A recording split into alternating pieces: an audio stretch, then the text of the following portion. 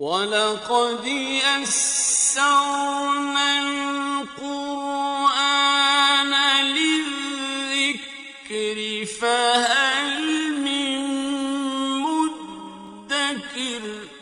اور ہم نے قرآن کو سمجھنے کے لیے آسان کر دیا، تو کوئی ہے جو سوچے سمجھے۔ صوت القرآن، قرآن کی آواز۔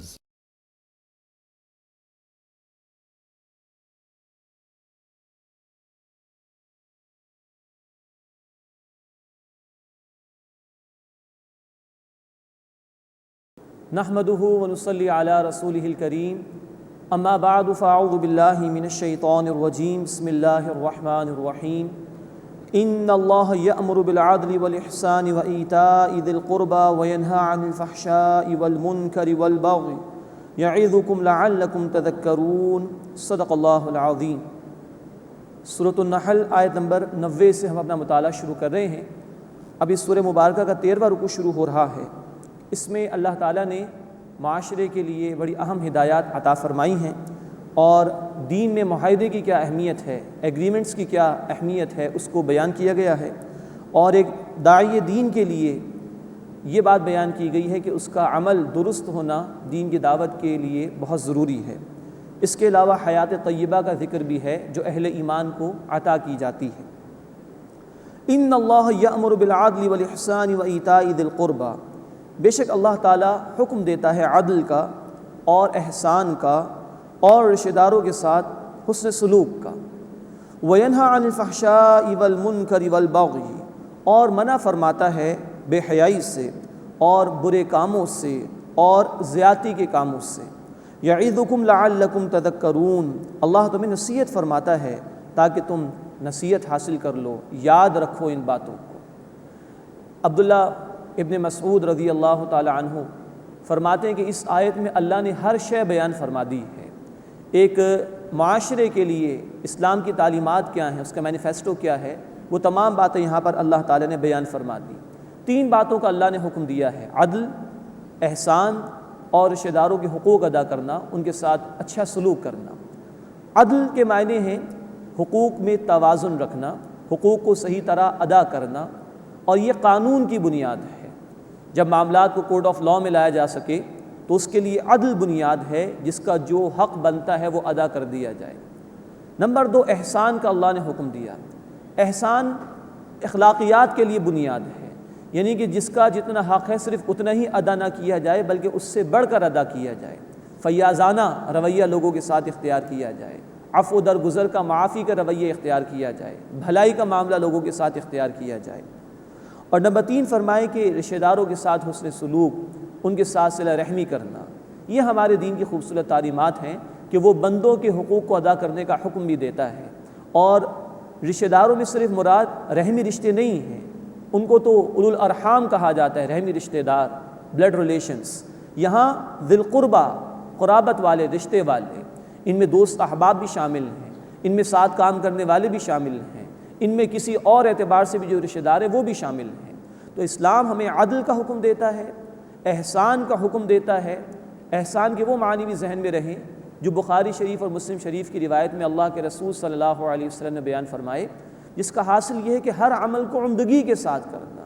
تو بندوں کے ساتھ اچھا عمل اختیار کریں، یہ احسان ہے، اور صلہ رحمی کا سلوک کریں، لوگوں کے حقوق ادا کرنے کی بات کریں۔ ایک اچھے معاشرے کے قیام کے لیے یہ بنیادیں ہیں جو قرآن نے عطا فرمائی۔ عدل کا حکم ہے، یہ قانون کے لیے بنیاد ہے، جس کا جو حق ہے وہ ادا کیا جائے۔ احسان کا حکم ہے عمدگی کے ساتھ عمل کرنا، بہترین اخلاق کا مظاہرہ کرنا، کسی کا جو حق ہے اس سے بڑھ کر اس کو ادا کرنا، معافی کا رویہ اختیار کرنا۔ اور نمبر 3، رشتہ داروں کے حقوق ادا کرنا، ان کے کام آنے کی کوشش کرنا۔ غور فرمائیے، اگر ان بنیادوں پر عمل ہو کسی معاشرے میں تو معاشرہ کتنا بہترین معاشرہ ہوگا۔ اللہ ہمیں ان پر عمل کی توفیق عطا فرمائے۔ 3 ہی باتوں سے اللہ نے منع فرمایا۔ وَيَنْهَى عَنِ الْفَحْشَاءِ وَالْمُنْكَرِ وَالْبَغْيِ، اور اللہ منع فرماتا ہے بے حیائی سے اور برے کاموں سے اور زیادتی کے کاموں سے۔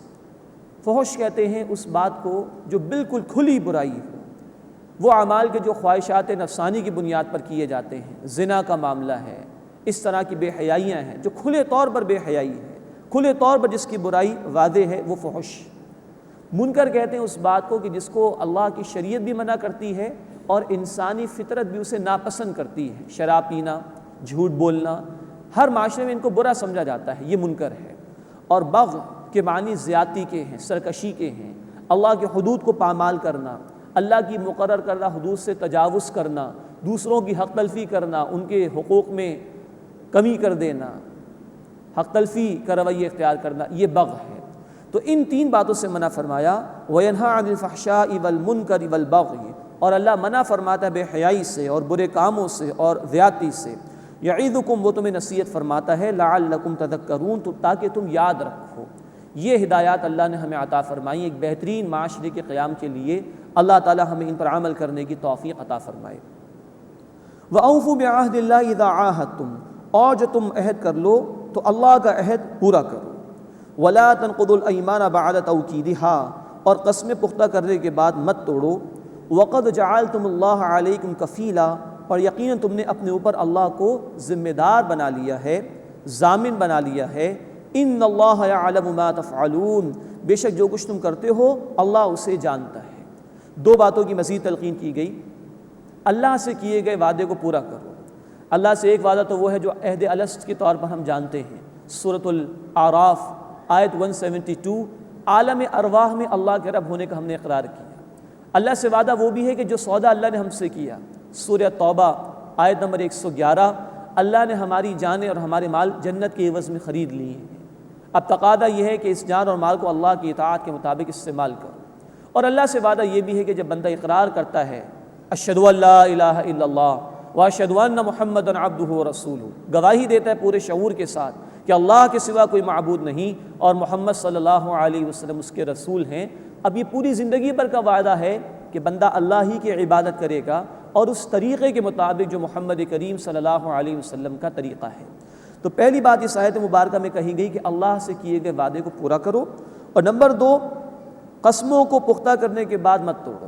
آپس کے معاملات میں انسان قسمیں کھا لیتے ہیں، اللہ کو گواہ بناتے ہیں اپنی بات کے اوپر، تو فرمایا کہ اس کی لاج رکھو، جھوٹی قسمیں مت کھاؤ، اور جو قسمیں کھائی ہیں ان کی لاج رکھو، ان کی حفاظت کرو۔ ان اللہ یعلم ما تفعلون، بے شک جو کچھ تم کرتے ہو اللہ اسے جانتا ہے۔ تو وعدے کی پاسداری کا حکم بھی آیا، قسموں کی حفاظت کا حکم بھی آیا۔ یہ ہے زندگی بھر کے لیے معاشرے کے لیے جو ہدایات ہیں جو اللہ نے اس مقام پر عطا فرمائی۔ وَلَا تَكُونُوا كَالَّتِي نَقَضَتْ غَزْلَهَا مِن بَعْدِ قُوَّةٍ أَنْكَاثًا، اور تم اس عورت کی طرح نہ ہو جانا جس نے اپنا سود مضبوط کرنے کے بعد ٹکڑے ٹکڑے توڑ ڈالا۔ مراد ہے کہ ایک عورت نے خوب بنائی کی اور جب وہ بنائی مکمل ہو گئی تو اس کو پارا پارا کر دیا، توڑ دیا۔ اس کے ضمن مشرکین مکہ کے ہاں ایک عورت کا ذکر بھی کیا گیا ہے، مفسرین نے لکھا ہے کہ وہ یہ کام کیا کرتی تھی۔ لیکن یہاں دراصل ہدایت دی جا رہی اس حوالے سے کہ جو وعدے تم پختگی کے ساتھ کر لو ان وعدوں کو توڑو مت۔ وَلَا تَكُونُوا كَالَّتِي نَقَضَتْ غَزْلَهَا مِن بَعْدِ قُوَّةٍ أَنْكَاثًا، اور تم اس عورت کی طرح نہ ہو جانا جس نے اپنا سوت مضبوط کرنے کے بعد ٹکڑے ٹکڑے توڑ ڈالا۔ تَتَّخِذُونَ أَيْمَانَكُمْ دَخَلًا بَيْنَكُمْ، تم بناتے ہو اپنی قسموں کو اپنے آپس میں مکر و فریب کا ذریعہ، دخل اندازی کا ذریعہ۔ ان تکون امۃ ہی اربا من امہ، کہ ایک گروہ دوسرے گروہ پر غالب آ جائے، ناجائز فائدہ اٹھا لے۔ انما یبلوکم اللہ بہ، بے شک اللہ تعالیٰ تمہیں اس سے آزماتا ہے۔ وَلَيُبَيِّنَنَّ لَكُمْ يَوْمَ الْقِيَامَةِ مَا كُنْتُمْ فِيهِ تَخْتَلِفُونَ، اور وہ روز قیامت تم پر ضرور ظاہر فرما دے گا جس میں تم اختلاف کیا کرتے تھے۔ اب یہاں اصل میں وعدوں کی پاسداری کا حکم دیا جا رہا ہے۔ مشرکین کے مختلف قبائل تھے، ایک دوسرے سے معاہدے کرتے تھے، لیکن جیسے نظر آیا کہ کوئی زیادہ طاقتور قبیلہ آ گیا ہے سامنے، مالدار قبیلہ سامنے آ گیا ہے، تو اس سے معاہدہ کر کے باقی لوگوں سے معاہدہ ختم کر دیا کرتے تھے تاکہ کچھ ناجائز فائدہ اٹھا لیں۔ اس سے یہاں پر منع کیا گیا کہ آپس کے معاملات میں جو وعدہ تم کرتے ہو اس سے کوئی ناجائز فائدہ نہ اٹھاؤ، اور اپنی قسموں کو مکر و فریب کا ذریعہ نہ بناؤ۔ معاہدات کرو تو اس کی پاسداری کرو، کسی دنیاوی لالچ کی وجہ سے معاہدے کی خلاف ورزی کرنا یہ جائز نہیں ہے۔ مزید فرمایا کہ اس کے ذریعے اللہ تمہیں آزماتا ہے۔ وعدے کو پورا کرنا ایک صاحب کردار انسان کی بہت عمدہ صفت ہے، تو اللہ تعالیٰ ان معاملات کے ذریعے سے کہ جس میں تم قسمیں کھاتے ہو، وعدے کرتے ہو، آزمائش فرماتا ہے، اور مومن کی شان یہ کہ وہ وعدے کو پورا کرتا ہے۔ ورنہ اگر وعدہ پورا نہ کیا جائے تو اللہ کے رسول صلی اللہ علیہ وسلم نے فرمایا، بیہقی شریف میں روایت ہے، لا دین لمن لا عہد لہ، اس کا کوئی دین نہیں جس میں وعدے کی پاسداری نہیں ہے، جو وعدے کو پورا نہیں کرتا ہے۔ تو یہاں فرمایا کہ اللہ ان قسموں اور وعدوں کے ذریعے سے تمہارا امتحان لینا چاہتا ہے، اس لیے کہ یہ صاحب کردار انسان کی بہت بڑی خوبی ہے کہ وہ اپنے وعدوں کو پورا کرتا ہے۔ وَلْيُبَيِّنَنَّ لَكُمْ يَوْمَ الْقِيَامَةِ مَا كُنْتُمْ فِيهِ تَخْتَلِفُونَ، اور وہ روز قیامت تم پر ضرور ظاہر فرما دے گا جس میں تم اختلاف کیا کرتے تھے، قیامت کے دن اس کے متعلق پوچھ گچھ ہو جائے گی۔ وَلَوْ شَاءَ اللَّهُ لَجَعَلَكُمْ أُمَّةً وَاحِدَةً، اور اگر اللہ چاہتا تو یقیناً تمہیں ایک امت بنا دیتا، وَلَٰكِن يُضِلُّ مَن يَشَاءُ وَيَهْدِي مَن يَشَاءُ، لیکن وہ جس کو چاہتا ہے گمراہ فرما دیتا ہے اور جس کو چاہتا ہے ہدایت عطا فرماتا ہے۔ یہ اس کا قانون ہدایت ہے، جو جس طرف جانا چاہے گا اللہ اسی کی توفیق اس کو عطا فرمائے گا۔ وَلَتُسْأَلُنَّ عَمَّا كُنتُمْ تَعْمَلُونَ، اور تم سے ضرور اس کے متعلق پوچھا جائے گا جو تم اعمال کیا کرتے تھے۔ اس کے بعد مزید وعدے کی تکمیل کا حکم دیا جا رہا ہے، اور خاص طور پر دین کے ماننے والوں کو یہ حکم دیا جا رہا ہے کہ وہ بے عملی کا شکار نہ ہوں، ورنہ ان کی بے عملی دین کی دعوت میں رکاوٹ بن جائے گی اور لوگ دین سے دور ہو جائیں گے۔ وَلَا تَتَّخِذُوا أَيْمَانَكُمْ دَخَلًا بَيْنَكُمْ، اور اپنی قسموں کو اپنے باہمی معاملات میں دخل اندازی کا ذریعہ نہ بناؤ، مطلب یہ کہ اس کے ذریعے سے کوئی مکر و فریب کا رویہ اختیار نہ کرو۔ فَتَذِلَّ قَدَمٌ بَعْدَ ثُبُوتِهَا، کہ کوئی قدم اپنے جم جانے کے بعد پھسل جائے۔ وَتَذُوقُوا السُّوءَ بِمَا صَدَدتُّمْ عَنْ سَبِيلِ اللَّهِ، اور تم اس کے نتیجے میں وبال چکھو کہ تم نے روکا اللہ کے راستے سے۔ وَلَكُمْ عَذَابٌ عَظِيمٌ، اور تمہارے لیے بڑا عذاب ہے۔ اب یہ کہا جا رہا ہے کہ دیکھو تم اللہ کے ماننے والے ہو، دین کو تم نے قبول کیا ہے، تو اپنے وعدوں کا پاس کرو، اپنی قسموں کو پورا کرو، ورنہ اگر تم بے عملی کا شکار ہو گئے تو جو لوگ دین کی طرف آنا بھی چاہ رہے تھے ان کے قدم ڈگمگا جائیں گے، وہ تمہاری بے عملی کی وجہ سے، تمہاری اس وعدہ خلافی کی روش کی وجہ سے دین سے دور ہو جائیں گے، اور دوسروں کو دین سے روکنے میں گویا تم خود ہی سب سے بڑی رکاوٹ بن جاؤ گے۔ اس حوالے سے ہمیں بھی سوچنا چاہیے، آج اللہ کی کتاب ہمارے پاس، آج اللہ کا دین ہمارے پاس، آج انسانیت ظلم و ستم کا شکار ہے، بے انصافی کا شکار ہے، سسک رہی ہے انسانیت، اور اس کو حق کی تلاش ہے، ایک عادلانہ نظام کی تلاش ہے۔ ہمیں سوچنا چاہیے کہ کہیں ہم اللہ کی طرف سے آئے ہوئے اس حق میں رکاوٹ تو نہیں بن رہے، کہیں ہماری بے عملی کی وجہ سے انسانیت دین سے دور تو نہیں ہو رہی، اور اگر ایسا ہے تو اللہ ہمیں معاف فرمائے، اس لیے کہ پھر دین کے راستے میں سب سے بڑی رکاوٹ تو ہم خود ہو گئے۔ کیا جواب دیں گے ہم اللہ کے ہاں؟ فرمایا وَتَذُوقُوا السُّوءَ بِمَا صَدَدتُّمْ عَنْ سَبِيلِ اللَّهِ، اور تم اس کے نتیجے میں وبال چکو کہ تم نے روکا اللہ کے راستے سے۔ وَلَكُمْ عَذَابٌ عَظِيمٌ، اور تمہارے لیے بڑا عذاب ہے۔ وَلَا تَشْتَرُوا بِعَهْدِ اللَّهِ ثَمَنًا قَلِيلًا، اور تم اللہ کے عہد کے بدلے دنیا کی تھوڑی سی قیمت نہ لو۔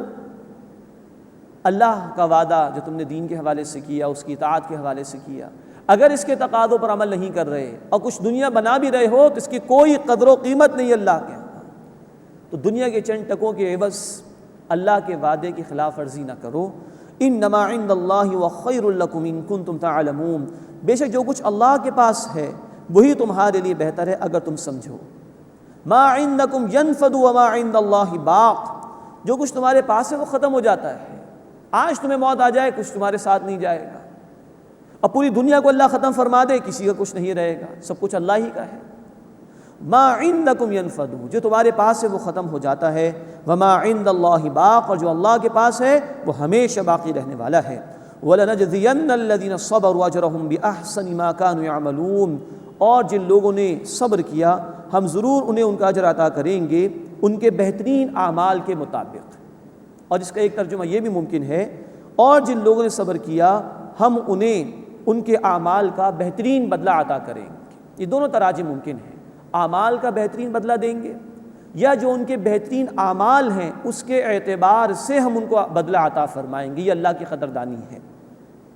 من عامل صالحا من ذکر او انثی، جس کسی نے نیک عمل کیا خواہ وہ مرد ہو یا عورت، وہو مؤمن، اور وہ ہو ایمان لانے والا، فلنحیینہ حیاتا طیبہ، تو ہم اسے ضرور پاکیزہ زندگی عطا فرمائیں گے۔ اب یہاں پاکیزہ زندگی عطا کیے جانے کا ذکر ہے ان لوگوں کے لیے جو ایمان لانے والے اور نیک اعمال کرنے والے ہیں۔ اللہ ہمیں ان میں شامل فرمائے۔ پاکیزہ زندگی سے مراد ہے کہ روحانی سطح پر اللہ زندگی عطا فرمائے جس سے اطمینان قلب بندے کو حاصل ہوگا، بندے کو سکون میسر آ جائے گا، اس میں قناعت کا جذبہ پیدا ہو جائے، اس میں شکر کا جذبہ پیدا ہو جائے، مصائب آئیں تو صبر کا جذبہ پیدا ہو جائے، ایثار اور ہمدردی کا جذبہ پیدا ہو جائے۔ اس سکون والی زندگی اللہ عطا فرمائیں گے۔ نوٹ فرمائیے، آج کی دنیا کی چمک دمک میں سب سے زیادہ مہنگی شے جو ہے وہ سکون ہے۔ یہ سکون پیسے سے خریدا نہیں جا سکتا، یہ دنیا کی ترقی اور ٹیکنالوجی سے خریدا نہیں جا سکتا۔ یہی وجہ ہے کہ دیکھ لیجئے دنیا کے ترقی یافتہ ممالک میں ہی سب سے زیادہ مہلک بیماریاں ہمیں دکھائی دیتی ہیں، اور لاکھوں کروڑوں روپیہ خرچ کیا جاتا ہے سکون کے حصول کے لیے، لیکن انسان کو میسر نہیں آ رہا۔ وہ ملتا ہے اللہ کی اطاعت۔ سورۃ الرعد آیت نمبر 28، الا بذکر اللہ تطمئن القلوب، آگاہ ہو جاؤ، دلوں کو اطمینان اللہ کے ذکر سے ملتا ہے۔ اس کو یہاں کہا گیا کہ جو ایمان لایا اور عمل نیک کرنے والا، خواہ مرد ہو یا عورت، اللہ پاکیزہ زندگی عطا فرمائے گا، روحانی سطح پر زندگی عطا فرما دے گا۔ اس کے مقابلے میں جو اللہ کے ذکر سے منہ موڑ لیں، اللہ کی تعلیمات سے روگردانی کر لیں، فرمایا گیا سورۃ طٰہٰ آیت نمبر 124 میں، من اعرض عن ذکری فإن له معیشۃ ضنکا ونحشرہ یوم القیامۃ اعمیٰ، جس نے میرے ذکر سے، میری تعلیمات سے، میری وحی سے منہ پھیر لیا، اس کی زندگی میں تنگ کر دوں اور قیامت کے دن میں اسے اندھا کھڑا کر دوں گا۔ اللہ ہمیں ایمان اور نیک اعمال عطا فرمائے اور اس کے ذریعے سے اللہ ہمیں پاکیزہ زندگی عطا فرمائے۔ من عمل صالحا من ذکر او انثی وهو مؤمن، جس کسی نے کوئی نیک عمل کیا، خواہ وہ مرد ہو یا عورت، اور وہ ہو مومن، فلنحیینہ حیاتا طیبہ، بس ہم اسے ضرور پاکیزہ زندگی عطا کریں گے، ولنجزینہم اجرہم باحسن ما كانوا یعملون، اور ہم ان کا بہترین اجر انہیں عطا فرمائیں گے جو وہ اعمال کیا کرتے تھے، یا دوسرا ترجمہ یہاں بھی ممکن ہے، ان کے بہترین اعمال کے اعتبار سے ہم ان کے اعمال کا ان کو اجر عطا فرمائیں گے۔ اس کے بعد قرآن حکیم کی تلاوت کا ایک ادب بیان ہو رہا ہے۔ فَإِذَا قَرَأْتَ الْقُرْآنَ، بس جب اے نبی صلی اللہ علیہ وسلم آپ قرآن پڑھیں، اور نبی صلی اللہ علیہ وسلم کے ذریعے سے ہم سب کو ہدایت ہے، فَاسْتَعِذْ بِاللَّهِ مِنَ الشَّيْطَانِ الرَّجِيمِ، تو اللہ کی پناہ میں آ جائیے شیطان مردود سے۔ مردود کے معنی جو رد کر دیا گیا اللہ کی رحمت سے۔ تو یہاں بتایا جا رہا ہے کہ جب بھی قرآن کی تلاوت شروع کی جائے تو اعوذ باللہ من الشیطان الرجیم پڑھ لینا چاہیے، اسی کہ شیطان انسان کا دشمن ہے، اس نے وعدے کیے کہ اللہ کے سامنے میں ان کو بہکاؤں گا۔ شیطان کا مقابلہ ہمارے لیے اپنے بلبوتے پر کرنا ممکن نہیں ہے، بہتر ہے کہ رحمان کی پناہ میں آ جائیں۔ اس اللہ ہی نے شیطان کو یہ ڈھیل دی ہے نا کہ وہ لوگوں کو بہکانے کی کوشش کر لے، تو جب اس اللہ کی پناہ میں آ جائیں گے تو اللہ ہمیں شیطان کے حربوں سے بچا لے گا۔ تو جب بھی قرآن کی تلاوت کا آغاز کیا جائے فرمایا کہ اللہ کی پناہ میں آنے کی کوشش کرو شیطان مردود سے، اعوذ باللہ من الشیطان الرجیم پڑھ کر ہمیں تلاوت کا آغاز کرنا چاہیے۔ انہ لیس لہ سلطان علی الذین آمنوا، بے شک اس کا کوئی زور نہیں ان لوگوں پر جو ایمان لائے، وعلی ربہم یتوکلون، اور وہ اپنے رب پر توکل کرتے ہیں، یعنی کہ اللہ کی پناہ میں جو آ جاتے ہیں، اللہ پر بھروسہ کرتے ہیں، شیطان ان کو ورغلا نہیں سکتا۔ انما سلطانہ علی الذین یتولونہ، بے شک اس کا زور ان لوگوں پر ہے جو اس کو دوست بناتے ہیں، والذین ہم بہ مشرکون، اور جو لوگ اللہ کے ساتھ شریک ٹھہراتے ہیں، جو خود اللہ کے ذکر سے غافل ہو جاتے ہیں اور شیطان کو موقع دیتے ہیں کہ آ کر وہ ان کو بہکائے، شیطان کا زور انہی پر چلتا ہے۔ اس کے بعد اس سورہ مبارکہ کا 14واں رکوع شروع ہو رہا ہے، اس میں نبی صلی اللہ علیہ وسلم کو تسلیہ دی گئی ہیں، ارتداد یعنی دین سے پھر جانے کی سزا بیان کی گئی ہے، اور اہل ایمان کے اجر کو بیان کیا گیا ہے۔ وَإِذَا بَدَّلْنَا آیَةً مَّكَانَ آیَةٍ، اور جب ہم کسی آیت کی جگہ کسی دوسری آیت کو بدل دیتے ہیں، وَاللَّهُ أَعْلَمُ بِمَا يُنَزِّلُ، اور اللہ خوب جانتا ہے جو وہ نازل فرماتا ہے، قَالُوا إِنَّمَا أَنْتَ مُفْتَرٍ، تو یہ کہتے ہیں کہ بے شک آپ نے اس کو گھڑ لیا ہے، معاذ اللہ، بل اکثرهم لا يعلمون، بلکہ ان میں سے اکثر علم نہیں رکھتے۔ اب یہ اس بات کی طرف اشارہ ہے کہ اللہ نے یہ قرآن عطا فرمایا، تدریجاً اس کے احکامات آئے ہیں، گریجولی اللہ نے احکامات عطا فرمائے، کبھی ایک حکم آیا اس کے بعد دوسرا حکم آ گیا، اللہ کی مشیت، اللہ کی مرضی۔ تو کفر کرنے والے اعتراض کرتے تھے کہ یہ محمد صلی اللہ علیہ وسلم اپنے پاس سے اس کو گھڑ لیتے، معاذ اللہ، اس کی اللہ نے نفی فرمائی۔ اور ہم پڑھ چکے ہیں سورۃ البقرہ آیت نمبر 106 میں ناسخ و منسوخ کے حوالے سے کہ اللہ تعالیٰ اگر کسی آیت کو منسوخ فرماتے ہیں تو اس سے بہتر یا اس کی جیسی آیت لے آتے ہیں۔ قُلْ نَزَّلَهُ رُوحُ الْقُدُسِ مِنْ رَبِّكَ بِالْحَقِّ، اے نبی صلی اللہ علیہ وسلم فرما دیجئے کہ اسے جبرائیل نے آپ کے رب کی طرف سے آپ پر نازل فرمایا ہے، لِيُثَبِّتَ الَّذِينَ آمَنُوا وَهُدًى وَبُشْرَى لِلْمُسْلِمِينَ، تاکہ اہل ایمان کو ثابت قدم رکھے اور مسلمانوں کے لیے ہدایت اور خوشخبری ہے۔ تو اس قرآن کا نزول اللہ کی طرف سے ہے، یہ مشرکین مکہ کو کہا جا رہا ہے، نہ کہ یہ کہ نبی صلی اللہ علیہ وسلم نے کہیں سے سیکھ لیا ہو۔ ان کی اس الزام تراشی کا مزید جواب اگلی آیت میں دیا جا رہا ہے، وَلَقَدْ نَعْلَمُ أَنَّهُمْ يَقُولُونَ إِنَّمَا يُعَلِّمُهُ بَشَرٌ، اور ہم خوب جانتے ہیں کہ وہ کہتے ہیں کہ بے شک انہیں ایک آدمی سکھاتا ہے، لِسَانُ الَّذِي يُلْحِدُونَ إِلَيْهِ أَعْجَمِيٌّ، جس کی طرف وہ نسبت کرتے ہیں اس کی زبان تو عجمی یعنی غیر عربی ہے، وَهَذَا لِسَانٌ عَرَبِيٌّ مُبِينٌ، اور یہ واضح عربی زبان میں ہے قرآن حکیم۔ اب مشرکین مکہ الزام تراشی کرتے تھے کہ یہ کسی عجمی غلام سے سیکھتے ہیں اور ہمیں آ کر بیان کرتے ہیں، اور مختلف طرح کے الزامات انہوں نے لگائے۔ قرآن کہہ رہا ہے کہ جس کی طرف تم منسوب کر رہے ہو وہ تو عجمی ہے، عربی کو جانتا نہیں، اور قرآن واضح عربی زبان میں ہے، تو کس طرح کا الزام لگا رہے ہو؟ اور تمہارے ہاں اتنے بڑے بڑے شعراء ہیں، اتنے بڑے بڑے صاحب زبان ہیں، تم میں سے کسی نے پیش نہیں کر دیا ایسا کلام؟ پھر اگر کسی شخص سے محمد صلی اللہ علیہ وسلم بالفرض سیکھ بھی رہے ہیں تو اتنا اعلیٰ کلام اگر اس کے پاس ہے تو اس نے خود اعلان کیوں نہیں کر دیا اس کا؟ اتنی اعلیٰ صلاحیت کا آدمی اب تک چھپا ہوا کیوں رہ گیا؟ تو بڑی بھونڈی سی بات ہے جو یہ الزام تراشی کرنے کی کوشش کرتے تھے۔ ان الذین لا یؤمنون بآیات اللہ، بے شک جو لوگ ایمان نہیں لاتے اللہ کی آیات پر، لا یہدیہم اللہ ولہم عذاب علیم، اللہ انہیں ہدایت نہیں دیتا اور ان کے لیے دردناک عذاب ہے۔ انما یفتری الکذب الذین لا یؤمنون بآیات اللہ، اس کے سوا نہیں کہ وہی لوگ جھوٹ باندھتے ہیں جو اللہ کی آیات پر ایمان نہیں رکھتے، وَأُولَٰئِکَ هُمُ الْکاذِبُونَ، اور وہی لوگ جھوٹے ہیں۔ اب اس کے بعد ارتداد کا ذکر آ رہا ہے، دین سے پھر جانے کا معاملہ۔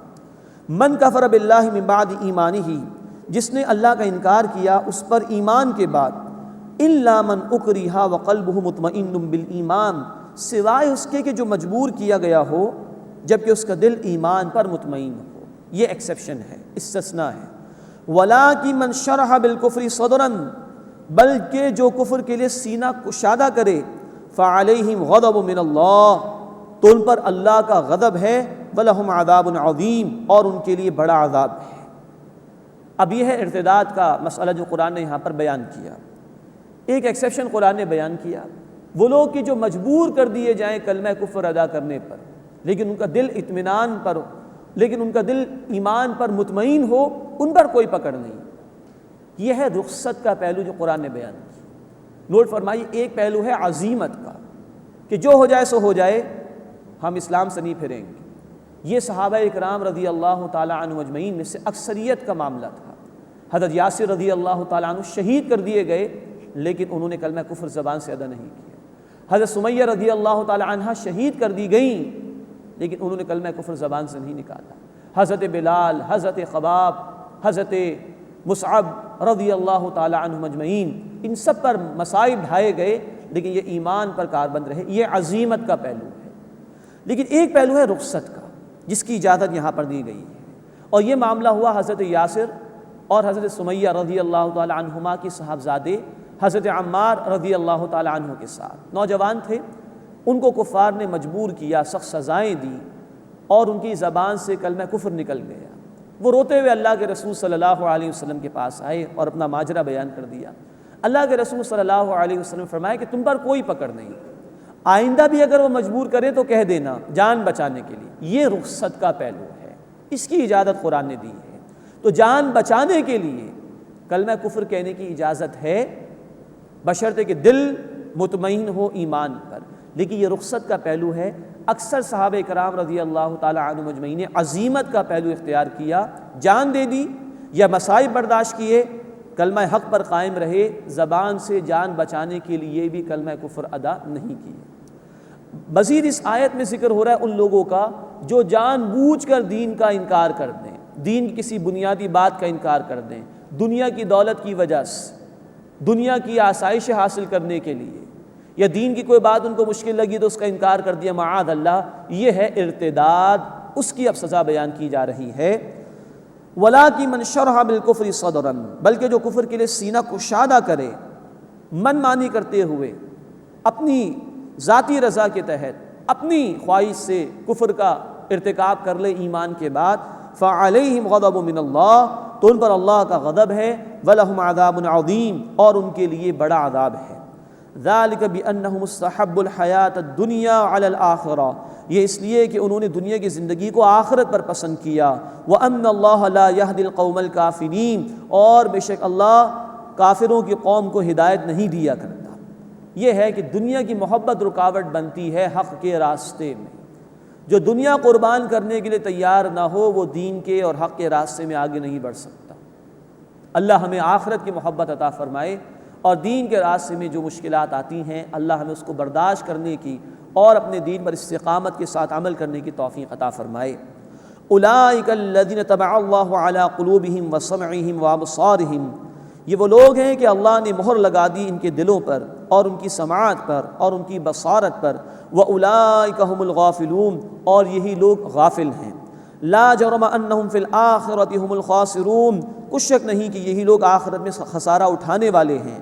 ثم ان ربک للذین ہاجروا من بعد ما فتنوا، پھر بے شک اے نبی صلی اللہ علیہ وسلم آپ کا رب ان لوگوں کے لیے جنہوں نے ہجرت کی اس کے بعد کہ وہ ستائے گئے، ثم جاہدوا وصبروا، اور پھر انہوں نے جہاد کیا اور صبر کیا، ان ربک من بعدها لغفور الرحیم، بے شک آپ کا رب اس کے بعد بخشنے والا ہے، مہربانی فرمانے والا ہے، مسلسل رحم فرمانے والا ہے۔ یہ اشارہ ہے ان صحابہ کرام رضی اللہ تعالی عنہ مجمعین کی طرف کہ جن پر ظلم و ستم ہوا تو اللہ کے رسول صلی اللہ علیہ وسلم کی اجازت سے حبشہ کی طرف انہوں نے ہجرت کی اپنے ایمان کی حفاظت کے لیے۔ ایسے لوگوں کے متعلق فرمائے کہ اللہ ان پر رحم فرمانے والا ہے، اللہ ان کو معاف فرمانے والا ہے۔ اس کے بعد اس سورہ مبارکہ کا 15واں رکوع شروع ہو رہا ہے۔ اس میں نافرمانوں کے لیے سزاؤں کا بیان ہے، رزق حلال کا ذکر ہے، اور 4 باتوں کی حرمت جو پہلے بھی 3 مرتبہ آ چکی ہے اس کا ذکر ہے۔ مشرکین اور یہود پر اللہ کی طرف سے نکیر کی گئی ہے۔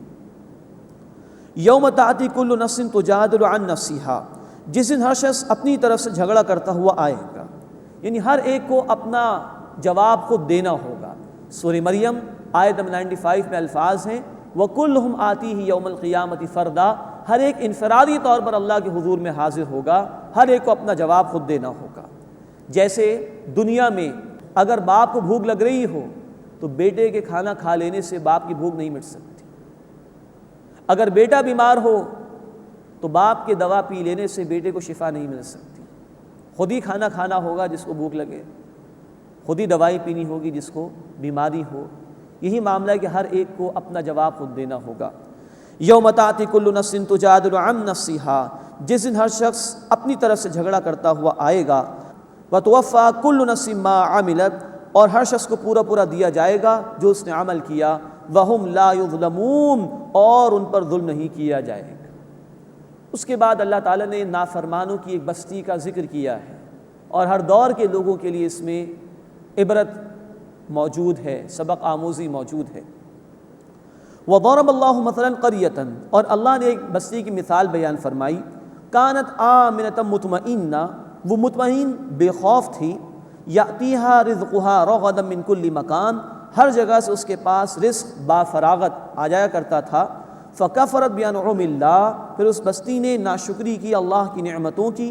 فاذاقها اللہ لباس الجوع والخوف بما كانوا يصنعون، تو اللہ نے اس کے بدلے کہ جو وہ اعمال کیا کرتے تھے اس بستی کو بھوک اور خوف کے لباس کا مزہ چکھایا۔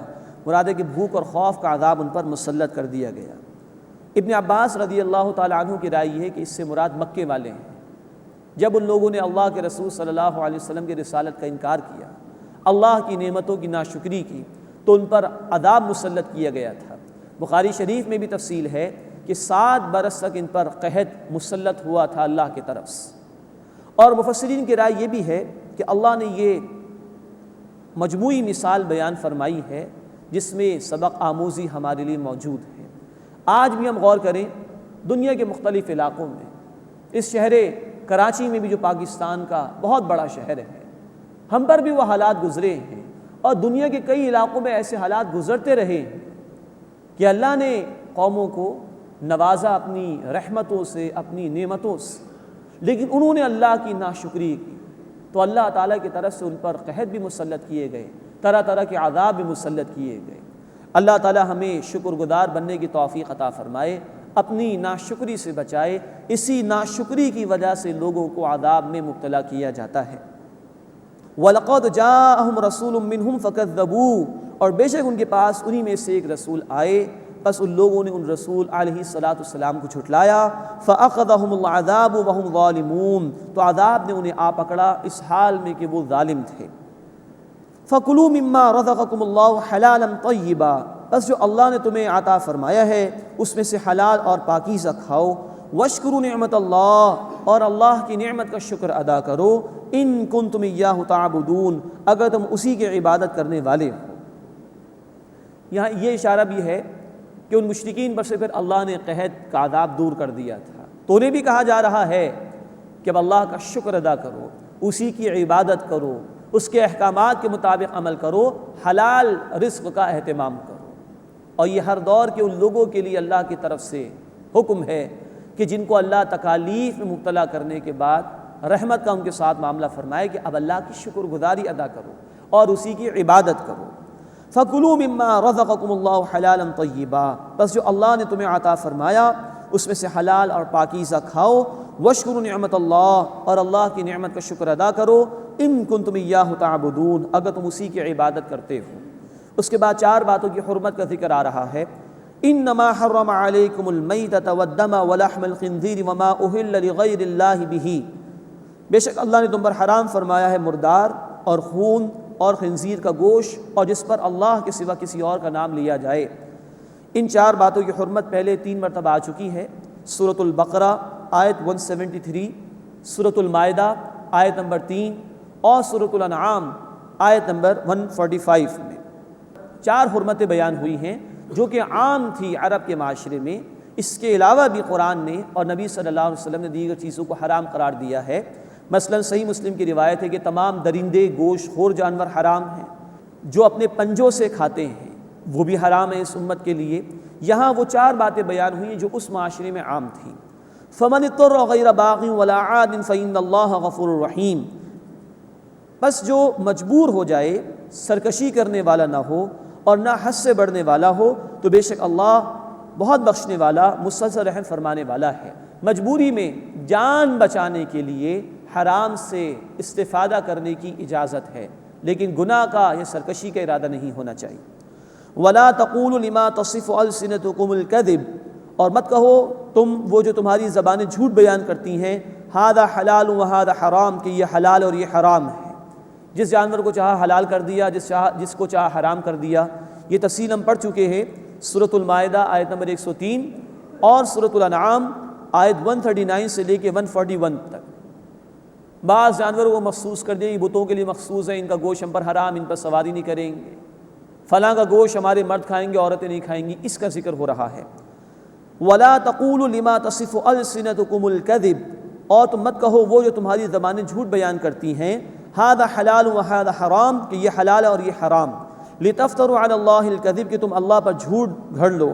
إِنَّ الَّذِينَ يَفْتَرُونَ عَلَى اللَّهِ الْكَذِبَ لَا يُفْلِحُونَ، بے شک جو لوگ اللہ پر جھوٹ باندھتے ہیں وہ فلاح پانے والے نہیں ہیں۔ متاع قلیل، دنیا کا تھوڑا سا فائدہ ہے، وَلَهُمْ عَذَابٌ أَلِيمٌ، اور ان کے لیے دردناک عذاب ہے۔ اس کے بعد ذکر ہو رہا ہے کہ یہود پر کچھ باتیں حرام کی گئی تھیں اللہ کی طرف سے بطور سزا کی۔ یہ ذکر پہلے بھی آ چکا ہے سورۃ الانعام آیت نمبر 146 میں۔ وَعَلَى الَّذِينَ هَادُوا، اور یہود پر حرمنا ما قصصنا علیک من قبل، حرام کیا تھا ہم نے جو اس سے پہلے اے نبی صلی اللہ علیہ وسلم ہم نے آپ سے بیان کیا۔ سورۃ الانعام آیت 146 میں ذکر ہے کہ ناخن والے جانور ان پر حرام کیے گئے تھے، بعض جانوروں کی چربی ان پر حرام کر دی گئی تھی ان کی سزا کی وجہ سے۔ وما ظلمناہم، اور ہم نے ان پر ظلم نہیں کیا، ولکن کانوا انفسہم یظلمون، بلکہ وہ خود اپنے اوپر ظلم کرتے تھے۔ ثم ان ربک للذین عملوا السوء بجہالۃ، پھر بے شک اے نبی صلی اللہ علیہ وسلم آپ کا رب ان لوگوں کے لیے جنہوں نے نادانی سے برے عمل کیے، ثم تابوا من بعد ذلک واصلحوا، پھر اس کے بعد انہوں نے توبہ کر لی اور اصلاح کر لی، ان ربک من بعدها لغفور الرحیم، بے شک آپ کا رب اس کے بعد بہت بخشنے والا، مسلسل رحم فرمانے والا ہے۔ اب یہ اللہ تعالیٰ نے توبہ کا دروازہ کھلا رکھا ہے کہ اگر نافرمانی کر بیٹھے ہو تو آ جاؤ اللہ سے مغفرت مانگ لو، بے شک اللہ بہت بخش دینے والا، مسلسل رحم فرمانے والا ہے۔ مزید نوٹ فرمائیے، ہم پڑھ چکے ہیں سورۃ النساء آیت نمبر 17 میں کہ جو لوگ نادانی میں کوئی گناہ کر بیٹھتے ہیں لیکن فوراً توبہ کر لیتے ہیں اللہ کے حضور میں، تو ایسے لوگوں کی توبہ قبول کرنا اللہ نے اپنے ذمے لی ہے کہ میں ضرور ان کی توبہ قبول کروں گا، جو کوئی جرم کر لیں نادانی میں لیکن پھر فوراً اللہ کی طرف رجوع کر لیں۔ اللہ تعالی ہمیں بھی سچی توبہ کرنے کی توفیق عطا فرمائے۔ توبہ اصل میں نام ہے اللہ کی طرف لوٹ آنے کا۔ بندہ جو گناہ کر رہا تھا اس کو چھوڑ دینا، معافی بھی مانگنا، ندامت کا بھی احساس ہونا، استغفار کے کلمات بھی زبان پر آ جانا، یہ بھی ضروری ہے، لیکن اصل توبہ ہے لوٹ آنا۔ گناہ کر رہے تھے اب باز آ جاؤ، چھوڑ دو اس کو، یہ اصل توبہ ہے۔ ہاں بندوں کے حقوق میں اگر حق تلفی ہے تو بندوں سے بھی معافی مانگنا ضروری ہے، تبھی اللہ تعالیٰ معاف فرماتا ہے۔ ثم تابوا من بعد ذلك واصلحوا، پھر اس کے بعد انہوں نے توبہ کی اور اصلاح کر لی۔ ان ربک من بعدها لغفور الرحیم، بے شک اے نبی صلی اللہ علیہ وسلم آپ کا رب اس کے بعد بہت بخشنے والا، مسلسل رحم فرمانے والا ہے۔ اب اس کے بعد اس سورہ مبارکہ کا 16 اور آخری رکوع ہے، اس میں ابراہیم علیہ السلام کا ذکر ہے اور دعوت کا طریقہ بیان کیا گیا ہے اور صبر کی تلقین کی گئی۔ ان ابراہیم کان امۃ قانتا للہ حنیفا، بے شک ابراہیم علیہ السلام ایک فرما بردار امت تھے، یکسو ہو کر ایک اللہ کی فرما برداری اختیار کرنے والے۔ اب ابراہیم علیہ السلام کو قرآن نے ایک امت قرار دیا۔ امت کسی گروہ کو کہا جاتا ہے، جماعت کو کہا جاتا ہے، یعنی وہ اللہ تعالیٰ کی اطاعت اور فرما برداری میں اتنے کامل تھے کہ ایک بڑی جماعت کے لیے بھی اتنی کامل بندگی کرنا ممکن نہیں تھا۔ تنہا ابراہیم علیہ السلام نے اللہ کی توحید پر استقامت کے ساتھ عمل کی، وہ مثال قائم کی ہے کہ جو ایک بہت بڑی جماعت کے لیے بھی ممکن نہیں۔ اور تنہا ابراہیم علیہ السلام اکیلے تھے اور دوسری طرف قوم تھی جس کا انہوں نے مقابلہ کیا اور توحید کے نعرے اس قوم کے سامنے انہوں نے بلند فرمائے۔ ان ابراہیم کان امۃ، بے شک ابراہیم علیہ السلام ایک امت تھے، قانتا للہ، اللہ کے لیے فرما برداری اختیار کرنے والے، حنیفہ، یکسو ہو کر، ولم یک من المشرکین، اور وہ مشرکین میں سے نہیں تھے۔ یہ ہے سند جو بار بار اللہ تعالیٰ نے ابراہیم علیہ السلام کو دی ہے کہ وہ مشرکین میں سے نہیں تھے۔ شاکرا لانعمہ، اللہ کی نعمتوں کی شکر گزاری کرنے والے، اجتباہ، اللہ نے انہیں چن لیا، وہداہ الی صراط مستقیم، اور ہدایت عطا فرمائی انہیں صراط مستقیم کی، وآتیناہ فی الدنیا حسنہ، اور ہم نے انہیں دنیا میں بھلائی عطا فرمائی، وانہ فی الآخرۃ لمن الصالحین، اور بے شک وہ آخرت میں نیکوکاروں میں سے ہیں۔ دنیا میں اللہ نے ان کو خلیل اللہ اور امام الناس قرار دیا۔ یہی ابراہیم علیہ السلام تھے کہ جن کی نسل میں آگے چل کے پھر بنی اسرائیل میں ہزاروں انبیاء بھی آئے ہیں، اور انہی میں چل کے آگے محمد رسول اللہ صلی اللہ علیہ وسلم بھی آئے ہیں۔ اسماعیل علیہ السلام جیسے بیٹے عطا فرمائے جو کہ ذبیح اللہ ہیں، اللہ کی خاطر جو ذبح ہونے کے لیے تیار ہو گئے تھے۔ اسحاق جیسے بیٹے عطا فرمائے کہ جن سے آگے چل کر بنی اسرائیل کی نسل چلی ہے، اور محمد کریم صلی اللہ علیہ وسلم جیسے رسول ابراہیم علیہ السلام ہی کی امت میں، یعنی انہی کی نسل کے اندر اللہ کے رسول صلی اللہ علیہ وسلم کو مبعوث کیا گیا۔ یہ برکات ہے جو دنیا میں ابراہیم علیہ السلام کو عطا کی گئی۔ اور نوٹ کیجئے، ہم نماز میں درود ابراہیمی پڑھتے ہیں، اللہ کے رسول صلی اللہ علیہ وسلم کے بعد ذکر آتا ہے تو ابراہیم علیہ السلام کا، اللہم صلی علی محمد وعلی آل محمد کما صلیت علی ابراہیم وعلی آل ابراہیم انک حمید مجید۔ یہ دنیا میں بھلائیاں ہیں جو ابراہیم علیہ السلام کو عطا کی گئیں۔ وآتیناہ فی الدنیا حسنہ، اور ہم نے انہیں دنیا میں بھلائی عطا فرمائی، وانہ فی الآخرۃ لمن الصالحین، اور بے شک وہ آخرت میں نیکوکاروں میں سے ہیں۔ ثم اوحینا الیک ان اتبع ملت ابراہیم حنیفا، پھر اے نبی صلی اللہ علیہ وسلم ہم نے آپ پر وحی بھیجی کہ ابراہیم علیہ السلام کے طریقے کی پیروی کیجیے جو یکسو ہو جانے والے تھے۔